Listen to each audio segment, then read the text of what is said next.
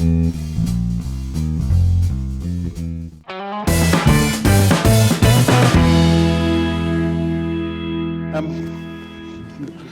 we wondered about what sort of a name we should have for today's talk, and Sarah said, "Well, this get rich quick sounds a good one,"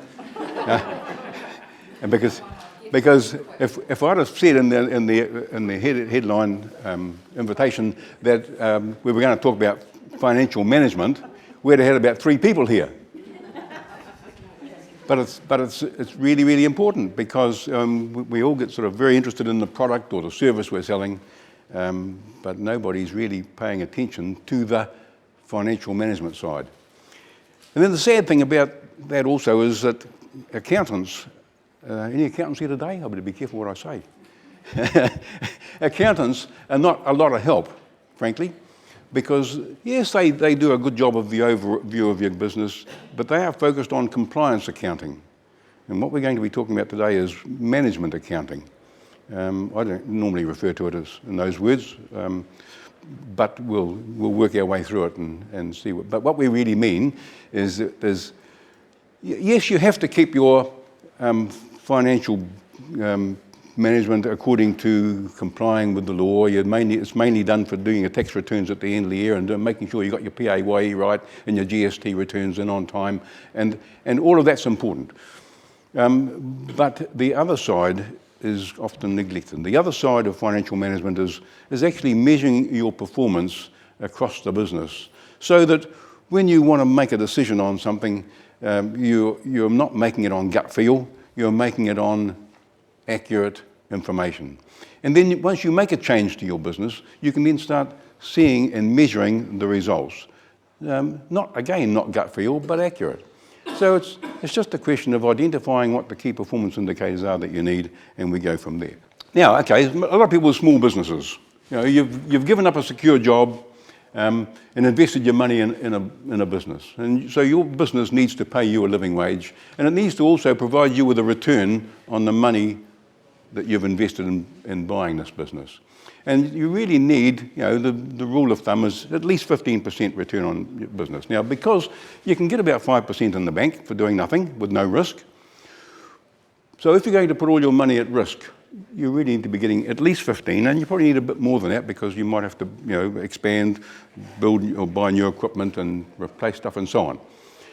Now, most small businesses these days barely pay a living wage. Barely pay a living wage. In fact, I describe a lot of small businesses as, when people buy them, as they've bought themselves a job, not even a good paying job. So that's really not good enough, and you really need to be taking a bit more interest in it than that. We've got some of our clients that give a return of much more than 50% return on their invested capital. Now that's quite good. We've got one in Ireland that actually gets 85% return per annum on their capital, and that's a retail business with a fair bit of stock, which is outstanding for retail, absolutely outstanding. So you need to make, and I'm talking here about a return on the investment over and above the drawing of a good salary. How do they do this? They use management accounting, measuring and monitoring the key performance indicators to run their business. So what we're going to be talking today about is measuring and monitoring what the key performance indicators are and measuring and monitoring these. What they actually do, it enables you to identify weaknesses in unprofitable areas accurately. Now that's something you can't do from your annual accounts from the accountant. It can tell you overall that you mightn't be making a profit and that you've got a problem, but it doesn't tell you where. Monitoring KPIs identifies exactly where the problem area is and how much. It identifies opportunities accurately, not a guess. You can measure changes in strategy or your operations. So if you make a change to your management in some way, or you change your strategy, do different marketing, you can measure accurately the result. You can monitor trends over time. I'll show you a slide later with an example of this. And then, of course, as a result of all of that and the decisions you've taken, you can maximise your profitability, and that's where the get-rich-quick bit comes in, because without even increasing your sales particularly, you can actually streamline your business by doing a number of things which we'll just look at now as we go through. Okay, at an operational level, we've got control over the floating assets. I mean, there's some, you have fixed assets which you can't really control. You can't control your lease or your buildings or whatever, but you can control your working capital, which involves stock and your working capital. And the aim is to maximise the bottom line, your net profit, using the money available to invest in fixtures, machinery, stock and working capital. Therefore, as managers, you have to make sure that you're investing in the right type of plant and mix of stock and the right fixtures. Purchased on the best terms, sold at a price to maximise gross profit, not gross margin. And here's one of the first big issues that most people have. Nearly everybody is obsessed with gross margin, but that's not the only factor in profitability. And then finally, we can minimise expenses. Now, again, if you go to your accountant's end of year tax returns accounts, you'll find a list of about 25 or 30 expenses, overhead expenses, and all detailed there. And that's how the tax department want them. But that's not a very good way for looking at where we can save money from a management point of view. So what we do is divide those overhead expenses up into 5 separate areas. Wages, of course, which is the biggest one usually. Marketing, which is not just advertising, it's all the marketing issues, websites, signage, and all those other things that go into that. Occupancy, which is your rates and rent for the property, is what it costs to be there in occupancy. Financial costs, which is your bank card commissions and interest on your overdraft, any bank charges. And then if it doesn't fit into one of those 4, then everything else, operations. So operations is everything that doesn't fit into one of the other 4. So by putting our expenses into those 5 categories, we can then start seeing more clearly where we can make savings in expenses. We can start benchmarking with other similar stores. We know what the level should be for each one of those, and so you can very quickly establish whether you can be doing more, whether you're doing well enough in those. Okay, let's look at the factors that affect profitability. Product, premises, merchandising, pricing, expenses, marketing, signage, fixtures, machinery, people, and there's probably some other ones for some service industries. But those are all separate areas, and you've got to be working to maximise the return from all of those, making them all efficient.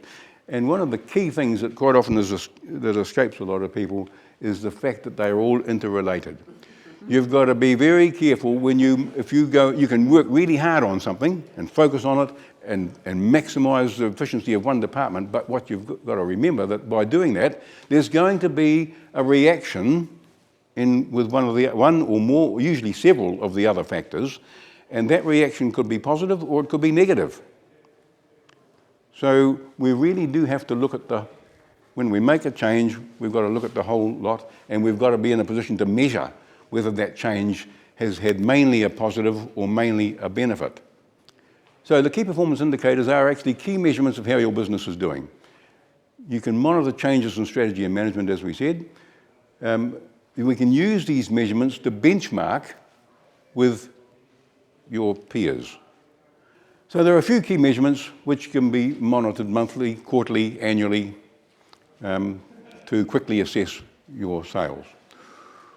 For all our clients, we do them monthly,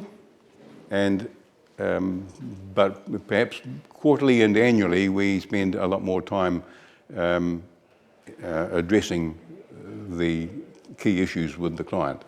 But they are issued monthly. Monitoring sales against budget is obviously the key, because without sales you haven't got anything. Sales, but now what does that measure? Sales actually measures the basics of what you're doing, your product. Have you got the right product or the right product mix? It measures your pricing, it measures your service, it measures your strategy, and perhaps your point of difference. So those are all the things that are included that you have to address or look at if you're looking at monitoring and when you're monitoring your sales.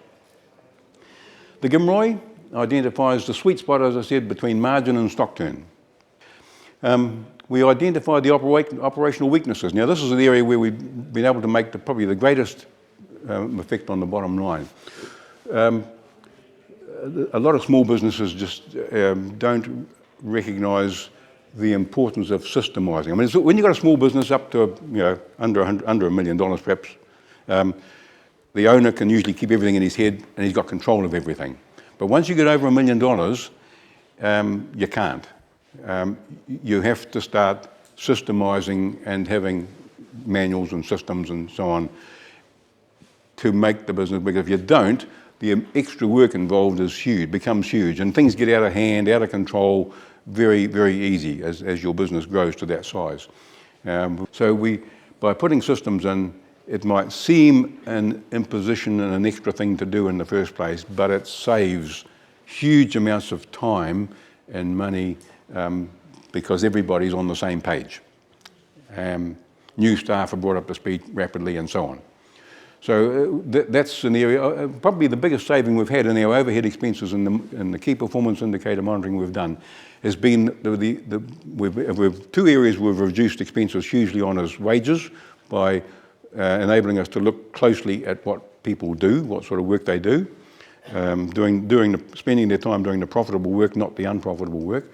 And the second area where we've made big savings is being able to streamline the operations of a business by systemising it, cutting out things that were not really necessary and focusing on systemising it.